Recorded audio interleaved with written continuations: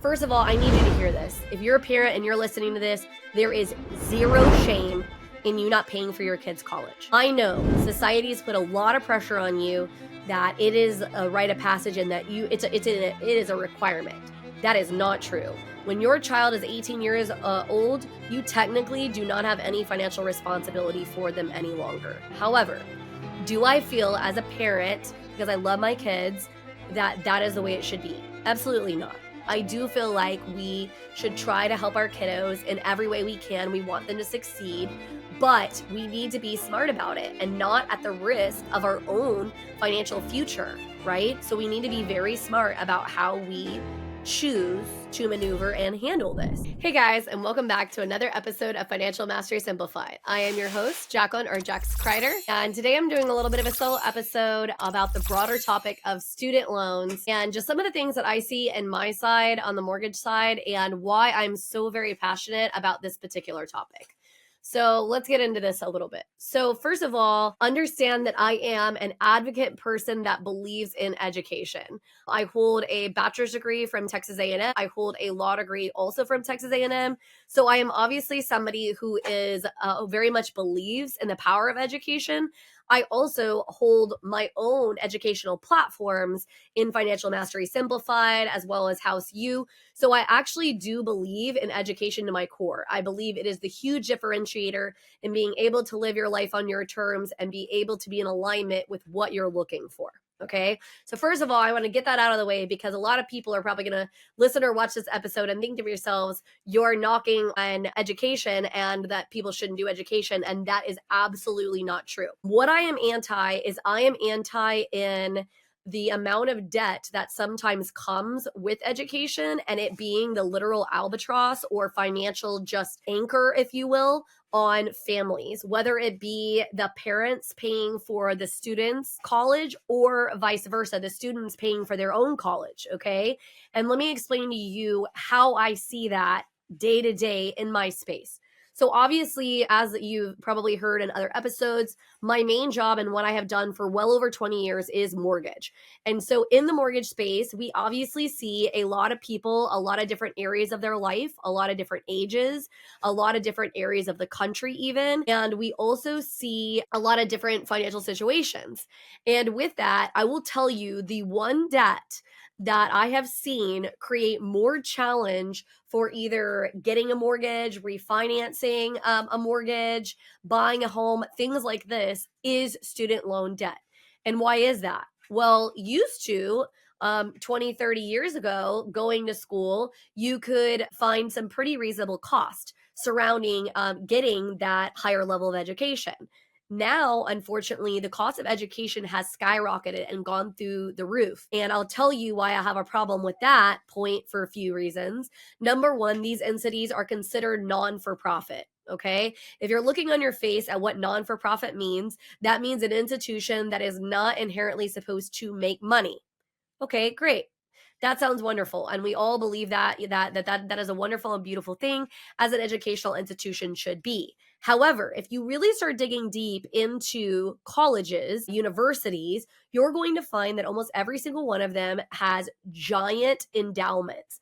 What is an endowment? It's kind of like this big financial savings, if you will, of money that they're setting aside.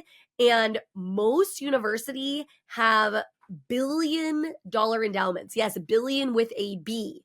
Okay. What does this mean? This means that they actually could either charge you less for that education, they could give out more scholarships, or. Okay. This, in my opinion, is a problem. So let me understand this. You have billions and billions of dollars, but you are asking the American public to literally put themselves into giant financial harm to be able to simply get an education. I don't believe that that's right. And it really, really angers me. I get really, really passionate and on a high horse about it because the last thing I want for you is for you to go and want to buy that house, want to upgrade to a better house, whatever the case may be. And now I have to tell you, oh, you know what? I'm so sorry because you have $100, $200, $300,000 in student loans that you can't do that. There's another challenge here because a lot of people now are going to say, okay, well, great. However, even if I have a couple $100,000 in student loans, they now do something which they didn't do before called IBR. What is IBR? That stands for income based repayment. Okay, so IBR means that, okay, you've got $200,000, $300,000 in student loan debt. You submit some paperwork to the servicer that shows what exactly your income is. And then they figure out what you can realistically pay. And then that becomes your payment. And you do have to update your IBR every so often. I can't remember off the top of my head exactly how frequently. It's either 12, 24 months, something of that sort. Okay. And so you're thinking to yourself, well, that makes it reasonable, Jax. Like, because now I just have to pay like this amount that is based on my income. Okay, that sounds great in theory. However, I want to point something out to you. Do you realize that when you get an income-based repayment, whatever the delta is between the actual payment and the income-based repayment, that additional amount is tacked onto the back end of your loan? What does that mean? It means that the loan is literally growing in size every single month until you pay an amount that will actually allow it to start decreasing. Okay? So let me tell you a little story about myself. So obviously I have a law degree. I was very blessed to be a part of a family where my undergraduate degree was actually covered in full by my parents. My parents were very diligent, and as opposed to putting themselves in debt, they paid for a very specific program that Texas offers. They offer it not quite the same anymore, but it is similar. It's called the Texas Tomorrow program. And basically, if you pay off this amount, then your child gets any in-state tuition for the state of Texas basically covered for free. Or if they choose to go to an out-of-state tuition, university, or they choose to go to a private university, they give the average of whatever the in-state tuition cost is for that particular year. That's what they issue out. Okay. And so this is how my parents afforded to pay for my college education. And I was very lucky and very blessed to have that. When it came to law school, however, that was on my own dime. And my law school was actually fairly reasonably priced at only about 20 or so-ish, I think it was 20, 25 a year. That was a part-time program. I also got a scholarship to go, so I was decreased a little bit more. But when it was all said and done, I was in debt from that law program roughly $100,000. Let's talk for a second about what that looked like, because I also was on IBR for a little bit, and I started realizing, holy crap, look at how much money is getting added to my balance. And anybody who understands anything about how money kind of operates knows that when money starts ballooning out of control and you're starting to add interest and that's getting tacked, I mean, it basically is a recipe for disaster, because if you don't have a solution for how you're going to get this under control, it basically is going to be a debt that you're going to pay for, in essence, the rest of your damn life. And that is not a good thing. And it is what we are seeing time over time. The other interesting point here is that when the federal government took over student loans, now they are not dischargeable through bankruptcy. So if you're saying to yourself, well, Jax, if things really got rough and I really get to a place where, I can't afford to pay them anymore, if I have to file bankruptcy, they'll be just discharged. Nope. You can, in some very extreme circumstances, get them discharged, but it's very, very extreme. I actually spoke with a friend who's a bankruptcy attorney, and they gave me an example of this man and this woman, and the man was a helicopter pilot and had a very unfortunate accident, lost I think an arm is my understanding. So obviously couldn't really be the helicopter pilot anymore. And so they were having to take a massive pay cut, went and were actually filing bankruptcy to kind of, there was a lot of medical bills there, right? A lot of things. They actually asked the judge to discharge these student loan debts that were one of the bigger things holding them back financially. And the judge told them no. So if you're thinking to yourself, well, I mean, it'll figure itself out, maybe. But basically, this debt, in my personal opinion, is intended to control you. And I don't like that. I don't like anything that doesn't allow you to have the full financial freedom that you want to hold and that you want to have. And so the reason that I'm so passionate and that I want you to think so deeply when it comes to either borrowing the money and helping your kid with student loans, or allowing your child to, or you're a young adult and you're taking out student loans, is I need you to think through how much debt you're placing yourself into, and what's the likelihood and the time window in which you're going to be able to repay it back. Because if there is no plan or no thought process on how that is going to look, I'm telling you right now, it is going to drown you. Stay tuned. We'll be back right after this message from our sponsors.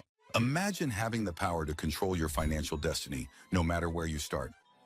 Welcome to the Financial Mastery Simplified course and resource platform, where financial education is tailored to your unique journey. We cover everything you need, from basic budgeting and saving strategies to advanced investing and retirement planning. Learn at your own pace with lessons that match your level of experience. Whether you're a beginner or looking to enhance your financial knowledge, join our community of learners and benefit from shared insights and expert guidance. The Financial Mastery Simplified course and resource platform equips you with the skills and confidence to take charge of your financial future. Ready to master your finances? Enroll in our courses today at the Financial Mastery Simplified course and resource platform. Start your path to financial independence now.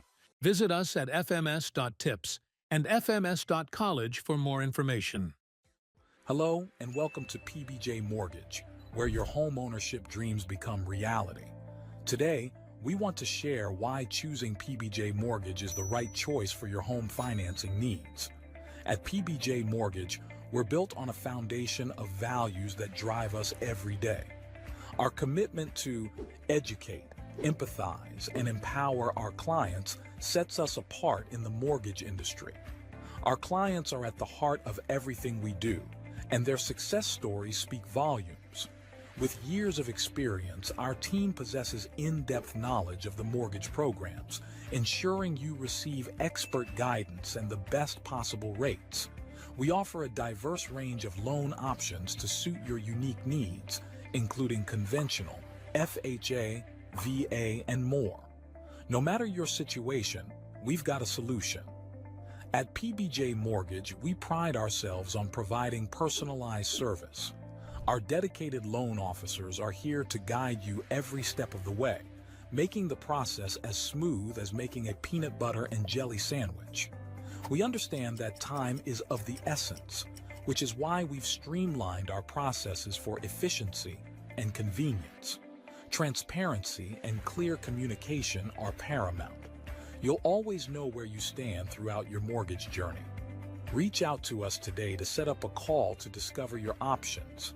If you're ready to make your home ownership dreams a reality, contact PBJ Mortgage today. Let us empower you during this exciting journey. Phone number 4-693-733-107 www.pbjteam.com.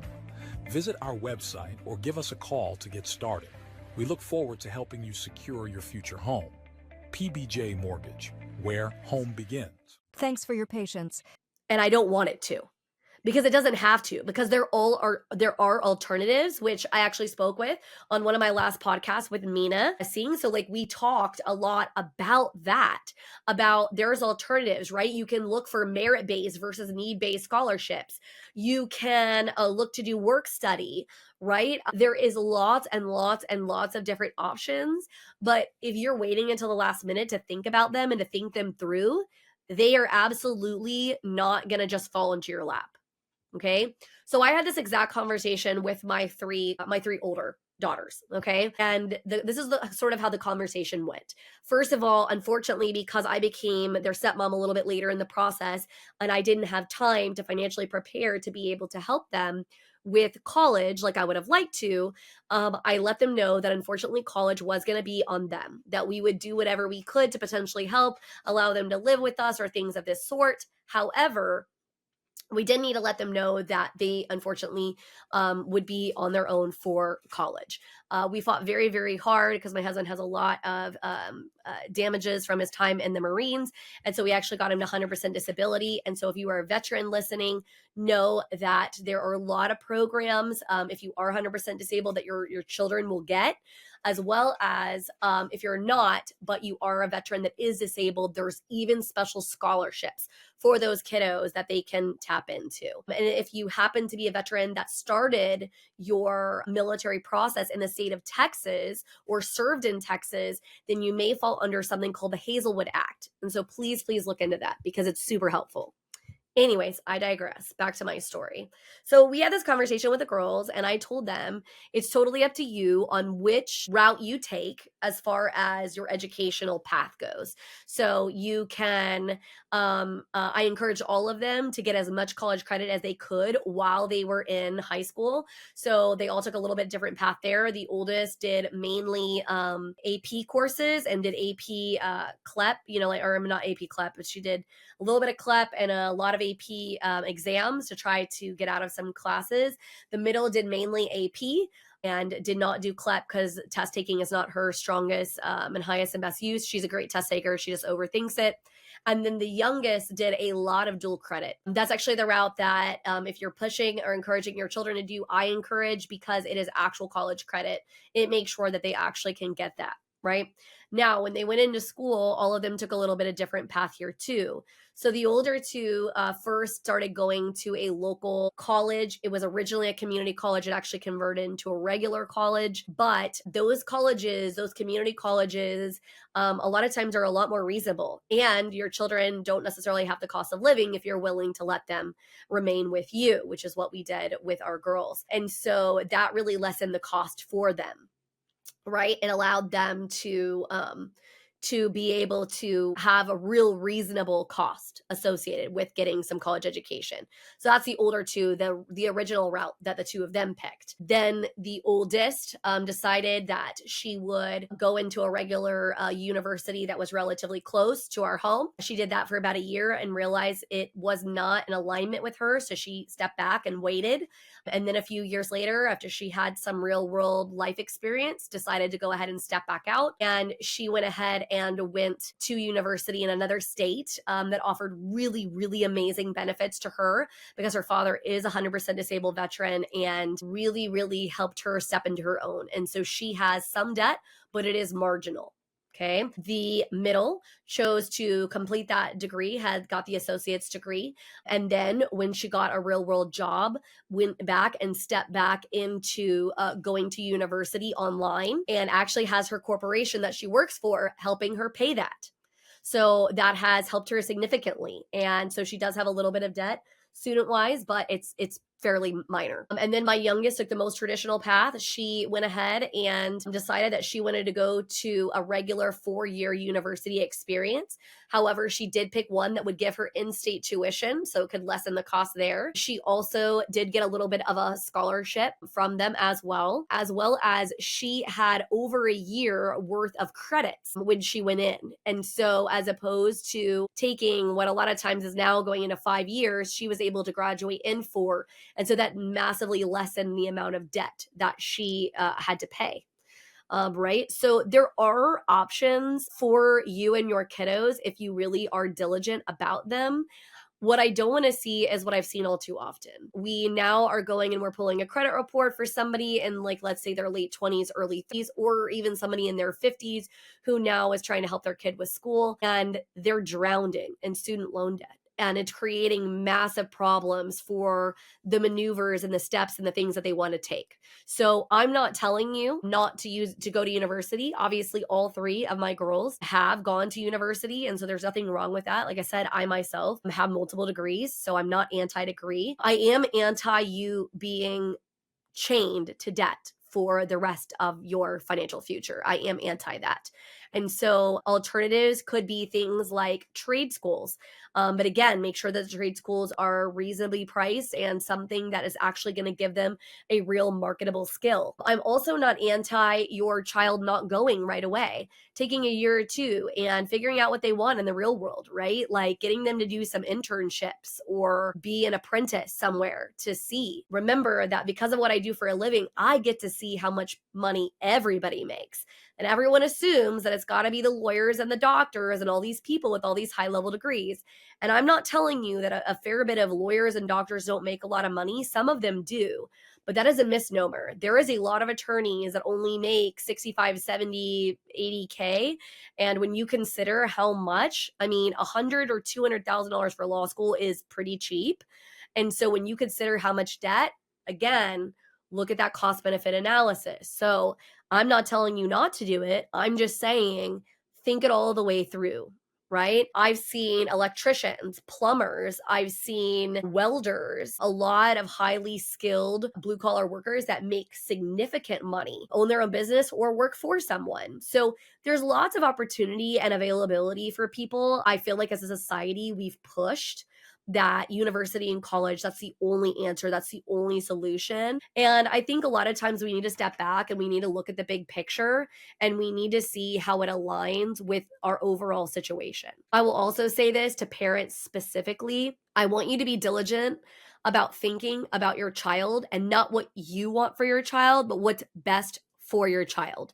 We as parents should be empowering our children, and now are becoming adults, to do not only what is going to fit best with their life path, but with their unique strengths. They were each born with unique strengths.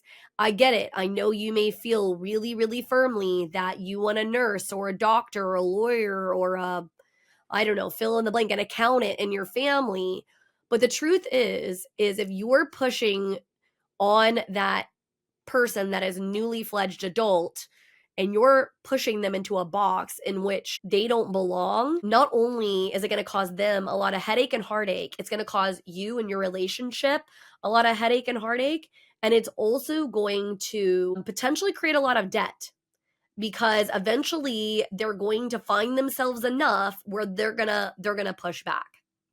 Right? That's another thing that I'm going to address. A lot of people don't realize that a lot of times the first couple years of college or university for a lot of kids, when they go away, because we've also convinced ourselves as a society that this is a rite of passage, they have to go away and whatever and party their brains out.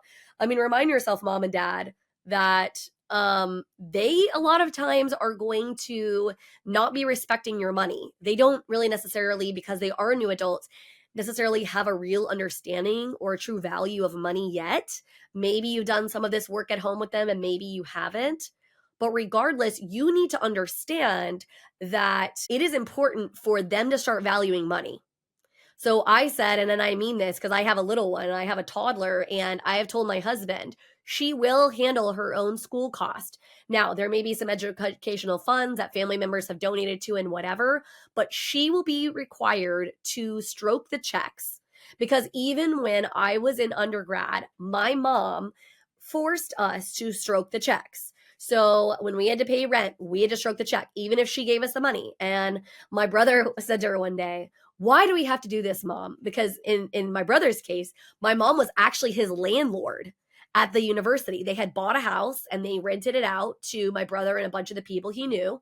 And my brother said, "But Mom, you're literally giving me the money and then I'm paying you money right back. Like, that seems like a waste." And my mom looked at him and he's like, No, let me guess. It's to teach me a lesson."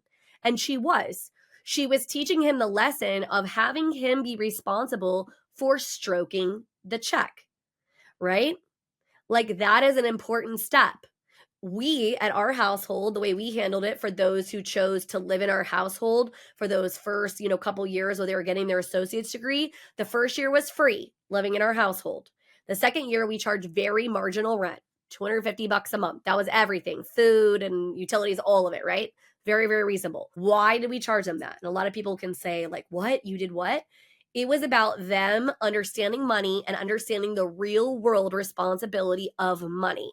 We have a responsibility to our children to help them, to help the next generation understand money and set them up for success. Okay. So the $250, was I like, "Ooh, yeah, I'm making $250 extra dollars"? No, it was about me, and it gave me opportunity to take them on cooler trips and things like this, right? So we could really utilize it in that way, to set aside a little bit of a fund to help them when they do want to buy their first house. So I can help with that. Like, there are some other aspects there and why we chose to go down that path. But the truth is that I believe firmly we are not raising children. We are raising adults. We want them to step into their own. We want them to step into alignment. And that is going to start with us helping set them up for this success.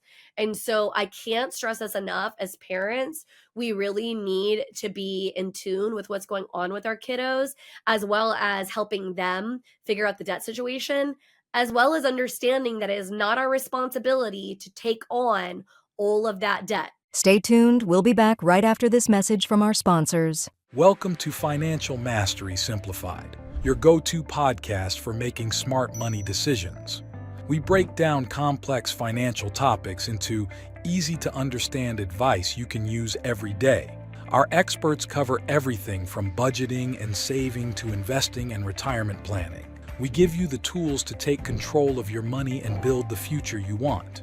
With Financial Mastery Simplified, you'll feel informed and empowered to make the best choices for your financial health. Tune in to Financial Mastery Simplified on your favorite podcast platform. Start your journey to financial confidence today. Visit us at fms.tips and fms.college for more information. Welcome to House U, where we believe in the power of education. At House U, we're more than just a brand. We're your partner in home ownership, dedicated to educating, equipping, and empowering you every step of the way. Education is at the heart of everything we do. We offer comprehensive resources designed to make home ownership simple and accessible for all.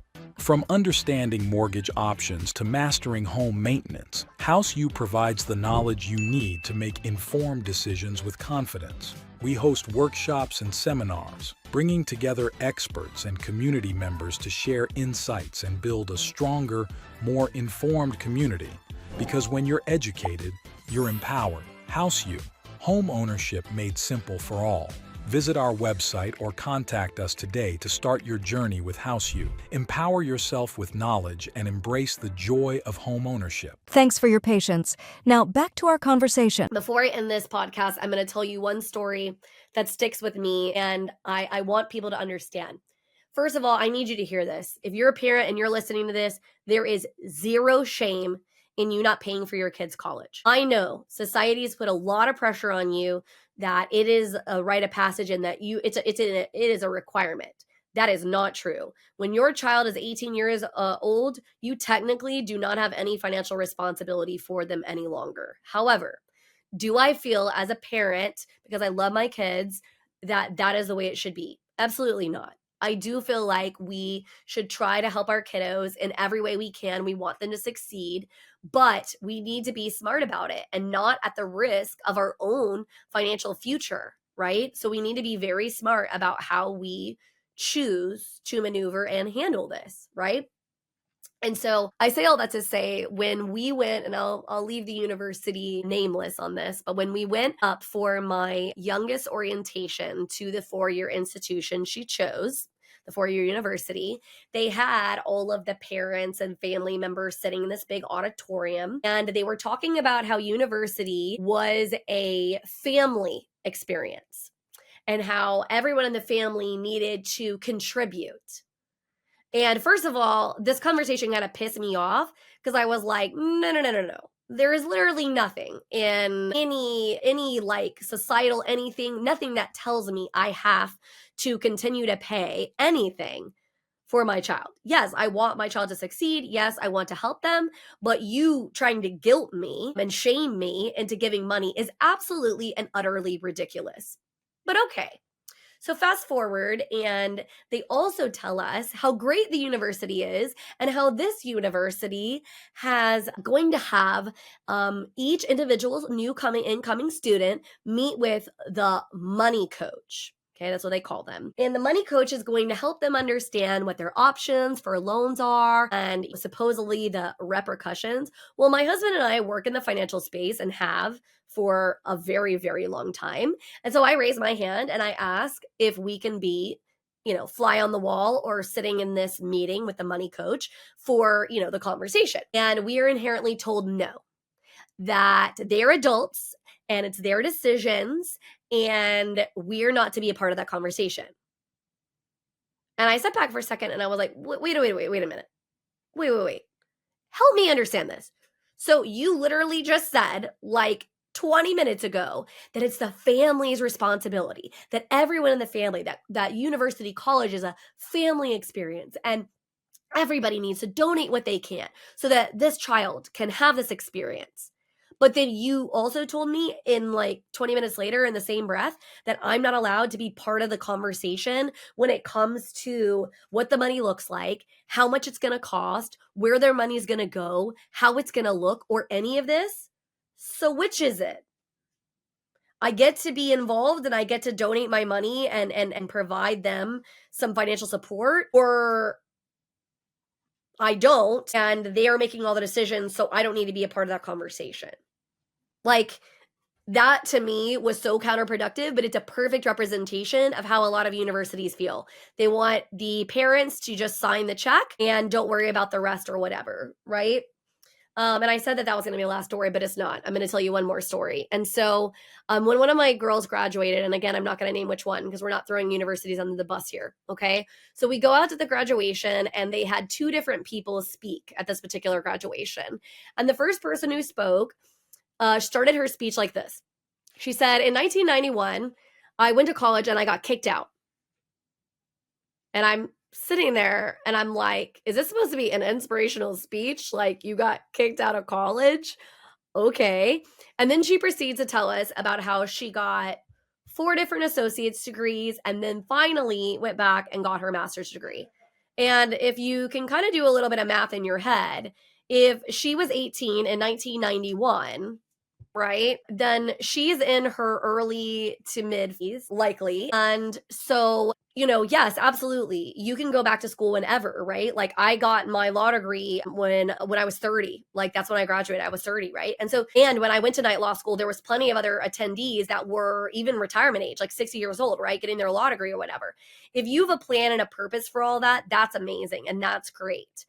However, the answer shouldn't be that we don't have any plan and we're just flitting through life and we're just trying to like figure it out. And yes, like we're not going to have a perfectly hemmed up plan. I mean, y'all, I changed majors 3 different times. I was mechanical engineering, and then I was business accounting, and then I was English creative writing. Okay. So I'm not saying that everything goes according to plan, but what I am saying is we shouldn't just be like partying. And so then we get kicked out of school and then, oh, we got this associate's degree over here because we didn't really have a clue what we were doing. And then we went and got another one because we weren't really sure. And then we did another one. Like, wait, what? Again, nothing wrong with that if that's your path, but let's try to minimize it because again, it's potentially going to affect your financial situation. Then the second speech that they gave to me was also a little bit telling and a little bit concerning, in my opinion. So here's the president of the student body, and they go up to start speaking, and they talk about the fact that they don't have a job and they need a job, and they literally ask for a job like 4 or 5 times in the speech. And I do have a problem with the fact that universities are sitting there and they're taking all this money from your children and from you, and they're not helping them with the real world task of finding employment. Because let's be real, we are going to university to learn and to enrich our lives, but we're also going because we need a job at the end of the day. We need to be able to do something. And so I'm just going to simply state that when it comes to these things, when it comes to you laying it out and thinking about student loans and thinking about money and thinking about finances, I'm just letting you know that we need to dig deep. Don't just trust that the school counselor, the university, that everybody in those situations has got your back. You have your back. You have your kids' back, right? You as a young adult going out into college, you have the back. You have your back. You're fully capable. You have more resources at your fingertips than you've ever had in your whole entire life. Or you can hire an amazing individual like Mina to help you through that process, right? Whatever that looks like for you. But I'm simply stating, please, please, please go in eyes wide open. Don't put a lifetime of debt on your shoulders that you're never going to be able to overcome, that you're going to feel stressed and just raise your cortisol levels through the roof about for the rest of your life. There are lots of different options. There are lots of alternatives. Just seek them all out. Look through. Don't just trust that what you've been told is the only way to do something is the only way. Because I'm not telling you not to do the debt. If that's what you want to do, if you have a plan and you know that if you take out this amount of debt and this is the plan and I'm going to make this kind of money and I'm going to pay it off in this amount of time, that's amazing. You can spend $1 million in education if you want to. That's great. I'm not telling you not to do that. I'm simply saying that whatever you do your life on your terms with your intention, right? Whatever is going to fit and align to you. Because I want you to reach a level of financial mastery that blows your wildest dreams out of the water.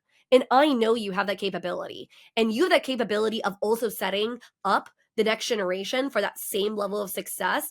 But step one is stepping into it. So there's my soapbox on student loans.